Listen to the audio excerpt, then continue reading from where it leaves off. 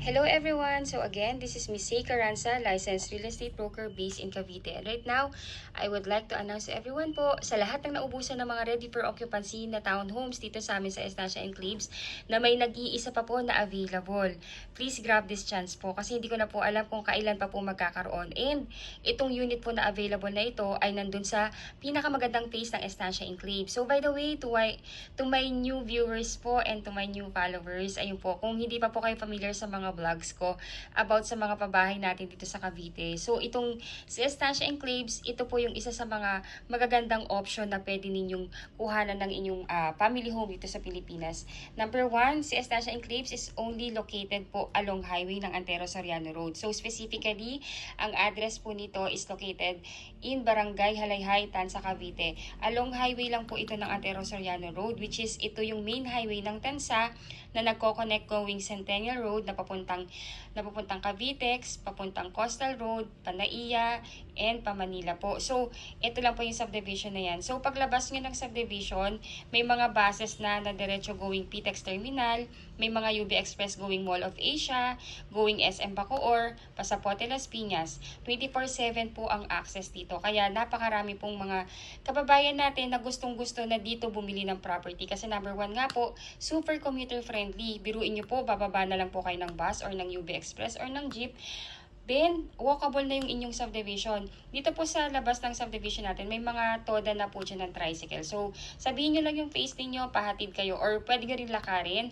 Mga 300 to 400 meters lang po yung walk from the main highway po. So, ayun po. So, before further ado, again, I'm Miss Say Caranza. I'm the licensed real estate broker based in Cavite. Ayun po. And if you are new to my channel, please do me a big favor. Please subscribe and hit the bell button found at the lower right of this video screen. Ayun po. So, ayun. So, nasan ba yung unit na sinasabi ko? Ayun. So, ayun po. Ito yung phase ng available natin na townhome. So, nag-iisa na lang po ito ha. As in, nag-iisa na lang. Ayun. So, pakita ko yung master plan ng subdivision natin. So, ito po yung phase ng townhomes. Then, ito po kasi mga bagong phase natin. Ayan. So, kung kailangan nyo ng ready for occupancy na affordable na tipong 2.6 lang, ito na yun mismo. Complete finish with tiles na yan. 3 bedrooms, 2 toilet and bath, 1 car garage with provision for dirty kitchen and laundry area sa likod. Ayun, then 50 square meter ang lot area and 55 square meter ang floor area. So, ayan, diretso na po tayo. So, ito yung main avenue ng ating subdivision. So, diretso lang yan. Ayan po, then may mga house dito, then sa kabila, yung kabilang face. Ayan, so diretso lang po. Then may rotonda dito. Itong kabilang papunta dito is going here. And itong kabila is papunta na mismo sa phase ng ating ready for occupancy na townhomes. Actually po, itong phase na to yung pinakamaganda. Why po? Kasi tingnan nyo po, ito po yung gate ng phase. Then paglabas, ito na yung amenities. Diyan po itatayo mismo. So, dito po ilalagay yung clubhouse, adult pool, kiddie pool, playground, chapel, pati po basketball court. So, ayun. So, malapit yung inyong mga anak kung may mga kids na kayo and kung kayo po ay mga outdoor din po, mahilig mag-walk or mag-exercise or may mga bisita lagi, yung mga recreational activity, malapit lang din na pupuntahan ninyo. Ito lang yung amenities. So, ayun po. So, ayan, diretso lang siya. That is Block 8, Lot 2. Block 8. Ayan. So, this is Block 8, Lot 2. Katabi siya ng corner lot. Nag-iisang unit na lang po yan. Ayan. So, this is Block 8, Lot 2. Ito na mismo yung unit. Ayun po. So, ayan. Ang kagandahan pa po dito, tinan nyo, 4 lang na unit na magkakatabi yan. So, maliit lang yung block. So, ayan po. Tinan nyo po. Ayan. Ito lang siya. Diretso. Ayan. So again, first reserve basis. If interested na kayong i-reserve, please let me know. My number is already posted in this video. Contact me directly. My number is already posted. You can contact me in my Philippine number, Viber, WhatsApp, and add nyo po ako sa Facebook para makilala nyo rin po ako. Ayun po, so ayun, so medyo mahaba na yung aking vlog. Yung aking isusunod na ipapakita is yung computation po ng ating unit. So, ayun po, if you are an OFW at wala sa Pilipinas at nais nang i-reserve yung inyong unit, All you need to do po is contact me now. Tapos, magtalaga lang po kayo ng inyong representative dito sa Pilipinas na siyang kakatawan sa inyo sa pag-purchase ng property nyo dito. Yung representative ninyo or SPA, siya po yung pipirma in behalf po ninyo sa pagkuha ng inyong bahay. So, ayun po, dapat po ang SPA ninyo is immediate family member like asawa, kapatid, anak, magulang, pinsan, in-laws, as long as immediate family members or second degree ng inyong family. Basta makikita yung ipilido, ika-ipilido nyo po, or ng inyong spouse. Ayun. Then, 21 to 55 years old po. Then, ayun po, bawal po ako. Baka po sabihin nyo, baka pwedeng ako na yung mag-representative. Bawal po ang broker. Bawal din ang kaibigan. Ayun. So, ayun po, pag gusto nyo nag-reserve yung unit, let me know po. I-email ko po sa inyong reservation form para ma-fill upan ninyo. Then, send back nyo sa akin. Then, mag-attach lang po kayo ng 2 valid ID ninyo. Then, i-check ko po yung reservation form. Then, bibigyan ko na po kayo ng go signal na pwede nyo nang i-reserve yung unit. Ayun. So, via online po yung reservation. Ibibigay ko po sa inyo yung bank account ng aming sales officer para makapag-deposit po kayo doon. Then, after nyo makapag-deposit, i-comply nyo po yung mga ibang requirement na kailangan. So, i-discuss ko rin yun sa inyo. Medyo, lang po. Unahin ko lang muna yung computation natin para at least you would have the idea na ano yung terms of payment and mode of payment. Ayun po. So, ayun, ito po yung ating townhomes. If you are watching na ng aking mga vlog, so complete turnover na po yan. May vinyl tiles sa ground floor, complete turnover po yan. Pati sa second floor, may vinyl tiles na rin yan. Then sa stairs natin, naka-wood tiles yan. 2 toilet and bath po yan. Parehas pong complete textures na. Ayun, so again, complete turnover. 3 bedrooms, 2 toilet and bath with 1 carport po. Then may service area sa likod na pwede nyong i-enclose for the provision for your dirty kitchen or gawin yung laundry area. Ayun po. So, the total contract price, actually, ang total contract price na po talaga nito is 3 million. Pero, binaba po ng developer namin into all price para po maubusan namin yung mga natitirang unit. Kasi number 1 po, ayaw po yung maluma ng developer namin yung property. So, para po mas mapabilis yung pagbebenta namin, binalik po sa all price. Ayun, so the total contract price is 2,688,000. Then miscellaneous fee is 188,160 pesos. Inclusive na po dito ang title transfer and legal taxes, mga legal taxes ng government natin and processing fee sa bank. Ngayon po, yung down payment na required para po dito sa unit na to is only 1.9% down payment. Originally, 10% po talaga yan. Pero dahil nga po gusto na po ng developer natin ma-turn over na sa mga homeowner yung property, talagang diniscount na rin even yung down payment. Instead na 10%, ginawa ng 1.9% para po makamasa talaga. Ayun, so ang down payment is 52,592. Itong 1.9 base po yan dito sa 2.6. So ang 1.9 po niyan is 52,592 pesos. Ngayon po, ang first cash out nyo para ma-reserve nyo itong Block 8 Lot 2 is reservation fee na 20,000 pesos. Ayan po, pag gusto nyo nang i-reserve, let me know. Sasendan ko po kayo sa email ng reservation form. Fill upan nyo po. Then pagka-fill up, pwede na po kayong mag-deposit ng inyong reservation fee sa aming sales officer. Ayan po. Mamaya po i-discuss ko rin po ito. Ayun. So, yung 20,000, i-deduct po yan dito sa down payment na 52,000. So, may net down payment na lang na 32,592 pesos. Then, ayun po. Then, may 5 plus 5% initial MF. Itong 5% po na ito, base po yan dito sa miscellaneous fee na 188. So, yung 5% po nito is 9,408 pesos. So, pinag-add lang po yan. So, equivalent to 42,000. Ito po yung net down payment na kailangan po ninyong mabayaran within 30 days after paying the reservation fee. Ngayon po, pagbayad na po ang inyong down payment, stop payment na po kayo at iintayin na lang natin ang approval ng inyong ng bank financing. Ang bank financing po, pag may approval na kayo, directly mag-i-email po yan sa inyo dun sa email address ninyo na dineclare sa reservation form. Ayun po din, i-inform din kami ng bank na na-approve na kayo. Then, basahin nyo lang po yung contract. Pagka okay na sa yung terms and condition, replyan nyo lang yung bank na ina-accept nyo ng approval para magbibigay naman sila ng date kung kailan po maglo-loan contract signing. Kung kayo po ay nasa Pilipinas, kayo po ang magsasign ng inyong loan contract. Pag wala naman po yung inyong representative ang pipirma nun in behalf po ninyo. Ngayon po, pag napirmahan na yung loan contract, hihingi ng go signal sa inyo si bank kung ipapa-loan release na sa developer. So, ayun po, pag na-loan release na sa developer, yung loanable value, hihingi naman yung developer natin ng at least 30 days para sa unit preparation ng inyong bahay at para sa acceptance. Ayun po. So, automatic din po, pag na-approve na kayo ng bank at nakapag-loan contract signing na kayo, magbabayad na po kayo ng move-in fee. Ngayon po, sorry po, typo error lang to, pero ang move-in fee po natin is 19,000. Para po yan sa application ng Meralco at ng water, na instead na kayo yung mag-a-apply ng Meralco ninyo at ng water or yung representative ninyo ay yung admin office na natin. So, pambayad lang po talaga to ng application ng Meralco at ng tubig po. Ayun, usually po lumalabas yung approval ng ating housing loan contract or ng ating housing loan approval within the period of 3 to 4 months. Ayun po. So, yun po yung expected date natin na lalabas na yung approval. Ngayon po, pag na-approve na loan release na sa developer, automatic din po, mag-i-start na yung inyong monthly amortization sa bank.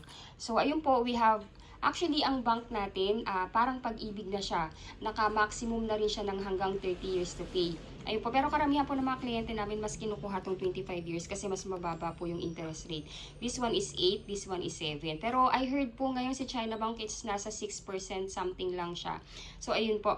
Ngayon po, kung 25 years to pay po yung gusto ninyo, that will be 19,890.48 centavos. Then dapat po ang required income ng bank natin or yung dapat na mag-reflect sa inyong certificate of employment or job contract is at least nag-gross kayo ng 66,301.62 centavos. Ayun po, dapat po mag-reflect po yan sa inyong certificate of employment or certificate of employment or job contract at sa payslip. Ayun po. Ngayon po kung ayaw niyo naman po ng ng 25 years, mas gusto niyo ng shorter term, meron din tayong 20 years, meron din tayong 15 years, meron din tayong 10 years, at meron din tayong 5 years to pay po. Ayun po. So, yan po yung mga options natin. Ayun po. I hope po na medyo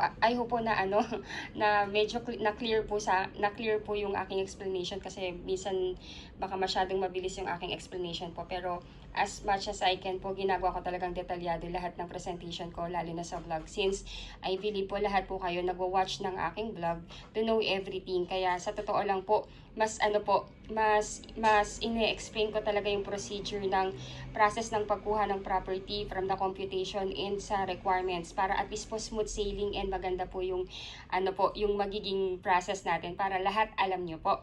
Ayun po. So ito namang i-discuss ko naman po sa inyo is yung complete list of requirement as OFW na wala po sa Pilipinas. Ayun po. So, kung kayo po ay nasa ibang bansa, kasi majority talaga po ng aking mga kliyente, kung ma-add nyo ako sa Facebook, add nyo po ako sa Facebook, lahat po is OFW. OFW, citizen na doon, dual citizen, or ayun po, majority of you po talaga is nasa ibang bansa. Kaya as much as possible, I want to be helpful po talaga sa inyo. Ayun po, so ayun, OFW na wala sa Pilipinas, magtalaga lang po kayo ng representative or SPA na siyang kakatawan sa inyo sa pagkuha ng bahay. Siya po ang ititripping at pipirma sa mga documents patungkol sa pagkuha ninyo ng bahay. Dapat po immediate family member like asawa, anak, kapatid, or magulang, pinsan, pamangkin, or in-laws na nag-e-edad ng 21 to 55 years old. Hindi po allowed ang kaibigan. Immediate family member po. Mas maigi po talaga na family member para for your security rin. And bawal din po ang broker. Kasi ang dami ko pong client na gusto ako na yung mag-representative. Bawal po yun. Ayun po. So number 1, 2 valid ID with 3 specimen signature, husband and wife if married. Number 2, marriage certificate if married, birth certificate, plus Senomar if single. Then 1 by 1 ID picture or selfie with white background, husband and wife if married. Then teen ID, husband and wife if married. Latest job contract or latest certificate of employment with compensation, then latest 3 months payslip. Tapos po kung dyan na kayo nakatira sa ibang bansa, I mean dual citizen or residence na dyan, at least mag-provide po kayo ng visa or permanent residence ID or oath of allegiance or any proof of dual citizenship or any that is applicable po. Then number 8, latest arrival and departure stamp sa passport, then SPA form. Ayun po yung SPA form, magagaling po yan sa amin. I-email ko na rin po yan kasabay ng reservation form sa inyo para ma-fill upan ninyo. Then dalhin nyo lang po yan sa Philippine Embassy sa bansang pinag-workan yun ngayon and pa-consularize nyo. Pag napakonsul nyo na po, yung mismong document na yun, ipapadala nyo po yan sa representative ninyo para mapirmahan din niya. Then pag napirmahan na po niya, pwede na po niya yung dalhin sa head office namin sa Ortigas or pwede rin sa Tansa site office office namin, or kung busy po yung inyong representative, pwede naman natin yung ipa-LBC na lang or ipa-Lala Move. Ayun po, kung busy lang po. Then, requirements naman po ng inyong magiging representative or SPA dito sa Pilipinas. Kailangan po yung kanyang 2 valid ID with 3 specimen signature. Then, number 2, latest POV or proof of billing like Meralco or water or internet bill na nakapangalan sa inyo or sa representative ninyo. Pero kung nagre-rent lang po siya or halimbawa nakatira po sa parent or relative, yung may-ari po ng proof of billing, gagawa lang po siya ng letter na nagsa-certify na doon nakatira yung inyong SPA, na nagsasabi na yun nga po na kung ilang taon na siya nakatira doon and yung address na indicated sa POB. Then lagyan po niya ng signature niya, then mag-attach lang po ng 2 IDs with 3 specimen signature, then okay na po yun. Pero kung halimbawa po, kung yung may-ari ng proof of billing is sumakabilang buhay na, pwede pong mag-attach na lang ng barangay certificate kasama yung POB. Ayun po. Ngayon po, kung maalala nyo po, di ba po, first cash out is reservation fee na 20,000. Then within 30 days, dapat mabayaran tong 42,000. Ngayon po, kung ipapadala nyo na po ito sa inyong magiging representative, tong 42,000 cash, advise nyo po yung representative ninyo na pumunta in any bank of choice. Any bank of choice po, pwede siyang pumunta doon. Or kung saan po siya bank depositor, dalhin niya po tong 42,000 and pumunta siya sa customer service ng bank niya. Or lumapit siya sa guard, sasabihin niya po sa guard na gusto niyang ipa-convert yung cash niya into manager's check. Ayun po, ang mode of payment natin ng down payment is manager's check. Ayun po, so ayan po, manager's check, ang pay to order is Remolan Lands Inc. Bali, dalawang klaseng manager's check yung hihingin niya or ire-request niya sa bank na pagre-request na pagpapakonvertan niya ng cash into manager's check. Yung first MC or first manager's check, dapat po ang amount na nakalagay is 32,592. Yan po yung sa net down payment. Then yung second na na manager's checks, ang ipapalagay naman po niya is 9,408. Yan po yung sa initial MF po. Ayan po. Ngayon po, again po, ang ipapasulat sa cheque or sa manager's check na galing sa bangko ay pay to order to Remolan Lands Inc. Yan po yung developer natin. Ayan po. So, para may security rin kayo na alam ninyo na yung perang pinadala ninyo ay mapupunta sa developer natin. And para rin po kasi yan sa good credit standing po ninyo. Ayun po, Remolan Lands Inc. po. Ito po yung pangalan ng developer natin. By the way po, si Remolan Lands Inc. siya po yung may-ari din ng Revisco at ng AUB Bank. Ayun po. So, just to name a few of the businesses ng ating developer. Ayun po. So, kung gusto niyo na pong mag-reserve, number 1 po, again, i-contact niyo po ako para masendan ko po kayo ng email sa email ninyo ng reservation form. And pagka nakapag-fill up na kayo ng form, pwede na kayong mag-reserve. Ito po yung bank account ng aming sales officer kay Ma'am Denise Ratak. Ngayon po, pag nakapag-transfer na po kayo ng inyong reservation fee, kindly screenshot po yung inyong proof of payment para po maibigay ko rin kay Ma'am Denise at mabigyan po tayo ng resibo. Ayun po. Thank you so much for watching. I hope po nakakatulong po ako sa inyo sa kaliwanagan sa pagkuha ng inyong property dito sa Pilipinas. Again, this is only 1 unit left. Block 8, Lot 2. Ayun po. So, ayun. Again, if you are new to my channel, please do me a big favor po. Please subscribe and hit the bell button found at the lower right of this video screen. Thank you so much for watching and bless you all po. Bye!